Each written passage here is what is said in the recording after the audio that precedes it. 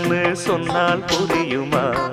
அது கொஞ்சி கொஞ்சி பேசுறது கண்ணில் தெரியுமா?